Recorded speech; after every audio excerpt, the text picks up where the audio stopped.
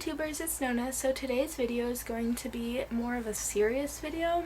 This is a video for those people who don't really know how special they are to so many people and who don't understand that they are truly loved even though they have made mistakes. So this video really hits home to me because I struggled with depression for 5.5 years. I'm gonna say is a low estimate. I felt very alone and that nobody liked me and nobody loved me, and I was just wasting space and that it was better off that I was dead, honestly.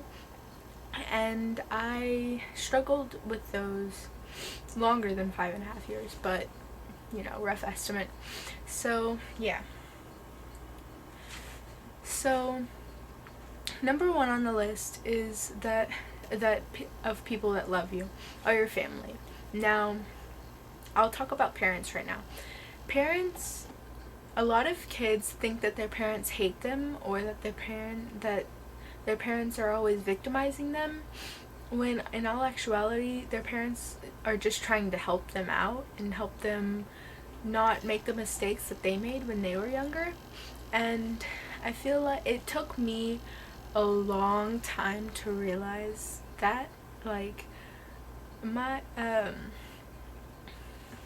I used to think that I was just a waste of space, that I was a mistake, and that my dad didn't like me, that I was just here because of a one-night stand.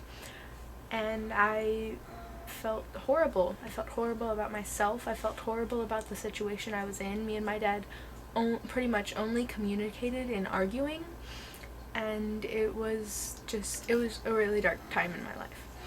And so I can relate to parent problems. I only live with my dad, so I can relate to the fact that you feel like your parents don't like you. But the truth of the matter is that they nag you and they yell at you to do things because they honestly just want the best for you, because they want you to be able to turn into better individuals than they turned into at your age. And they feel like they don't want to fail you, and they feel like if they don't nag you and they don't tell you to do things, that you're going to turn into somebody that they don't want you to be, kind of. So you just have to think about this. Your parents, your mom raised you in her womb for 9 months. She went through a lot of pain for you.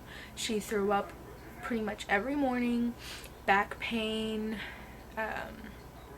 being pregnant, looking fat. I mean, no woman wants to look fat. Come on.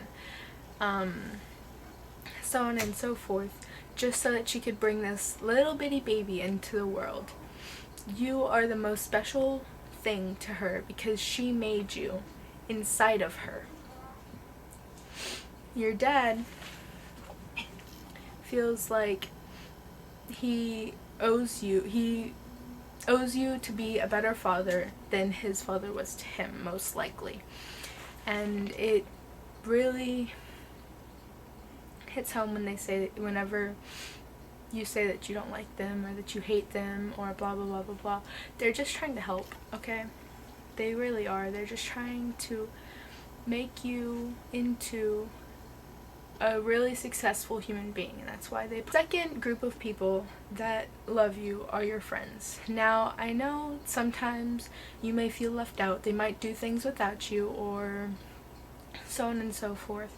But honestly, if you weren't there, they are going to miss you so much. Like, literally, all they're going to be able to think about is you and how they can't do things with you anymore and how they can't talk to you and they can't tell you things. And even if they don't talk to you now or they don't hang out with you now, doesn't mean that they don't want to, okay? So before you go and you're like, oh, my friends hate me, so I'm not gonna be here anymore, just think of that. Now, in my school, we've lost, I believe, 3 students in the past 2 years. Losing those students sent like a whole big ripple through the atmosphere of my school, because people didn't realize that that could happen until it did, and until it did, and until it did, over and over and over again within the last year. The teachers were distraught every single time. We had counselors set up in the hallways for anybody who needed to talk to them. The principal let us have a half day because one of the students' funerals was at 2 in the afternoon, so they wanted to let the students be able to go to it. And people care about other people, even if they don't show it. People have a bad tendency to not show when they care, because they feel like it makes them look vulnerable, and that they aren't, they have emotions, and that people can hurt you if you have emotions. So a lot of people tend to shy away from telling each other how they feel. So don't think that just because your friends are like, OMG, I love you, you're the best thing ever, you're so amazing, you're so wonderful. Even if they don't tell you that, you should realize they're probably thinking it, and they can't say it, because our culture is taught to not say things. I mean, more and more it's becoming more of a normal thing to say about how much you care about somebody, but before, a lot of us have the mindset that you don't speak of that kind of thing, because it makes you weak. It makes you appear weaker than you actually are. If you are bullied, this may seem really out of possibility, but the people that bully you are going to miss you, and not in an I want to bully you way. Okay, I have experience with this because a couple years ago I myself was a bully, and I feel horrible about it, honestly. I regret every minute of it, and I've told those people that I did bully multiple times how much I regret it and how much that I'm sorry for it. But I mean, honestly, you can't take it back. But I wish that I could, because I wouldn't do that, because I was also bullied. So I was bullied, and then it turned me into a bully. But anyway, so take my advice about this, or take my word for this. The people that bully you 99.9% of the time honestly just want to be your friend. I mean, that's all that it is. I think there was only one person that I bullied that I didn't want to be their friend, and that was just because everybody else was, and I feel horrible about it, but I mean, that's just how it happened. But so 99.9% of the time, the people that bully you are just trying to be your friends, but they don't know how to show it, so they are mean. But they're going to miss you. They're gonna feel like all of it is because of them. And sometimes, yes, it might be because of them. But a lot of it has to do with a lot of different factors put together for the reason why somebody commits suicide. And I want you to know that I'm here for you, because nobody should ever have to feel like they're alone, okay? You're honestly not alone. There's 7 billion people on this earth, and over half of them are willing to help you out. Now, the last person that I have on my little list of people that care about you, that I know of, is God. God, honestly, you are God's creation, and of course He's going to care about you. The thing is, the reason why a lot of people don't believe in God is because they're like, oh, if God was so great, He would take away all the bad things. He has control of everything, right? well then why doesn't he take away famine? Why does he take away poverty? Why doesn't he take away the bullies that make me upset? Well, God gave us free will to do whatever we want. And so that means that the people choose to be mean. The people choose to be selfish and not share the food.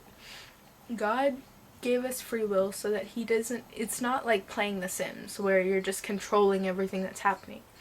God's more of controlling big things, yes. There is a plan and everything. But he's not going to change, he can't change the world to be perfect because there's sin in the world. The world is fallen. There is nothing good. There is a lot of bad in the world, and God can't just take it all away because that's not giving us free will. There's people who choose to be bad, and God has to let them because free will. Okay? So, I have some tips to help you out in whatever you're feeling, okay? Be optimistic, okay?